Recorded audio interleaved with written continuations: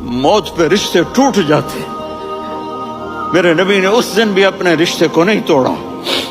ابراہیم جیسی شخصیت کہیں گے سنو اے اللہ تیری میری دوستی کا واسطہ مجھے بچا لے, تیری میری دوستی کا واسطہ مجھے بچا لے. عیسیٰ علیہ السلام کہیں گے یا اللہ میں اپنی ماں مریم کا بھی سوال نہیں کر, میری جان بچا لے, مریم جانے تو جانے.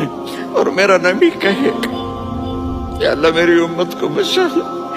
کون سی امت میں نے ساری زندگی اس کا مذاق اڑایا. میرا نبی کہتا دفع ہو جاؤ, دور ہو جاؤ میری نظروں سے, تم نے میری نسل کو قتل کیا, تم نے میرے گھرانے کو اجاڑ دیا. سب بلا یہ نہیں کہیں گے یا اللہ میری امت کے نیکوں کو بچا لے, میری امت کے متقی, میری امت کی رابعہ بصری جنید بغدادی کو بچا. نہیں یا اللہ ساری امت کو میری جھولی میں ڈال دے, ساری امت کو میری جھولی میں ڈال. یہاں اللہ کہے گا وَلَسَوْفَ اپنے والدین کی عزت کرو. یہاں کا بڑھاپا بڑا خوفناک ہے کہ اولادیں چھوڑ جاتی ہیں اور ماں باپ ٹوائلٹ جانے سے بھی عاجز ہوتے ہیں.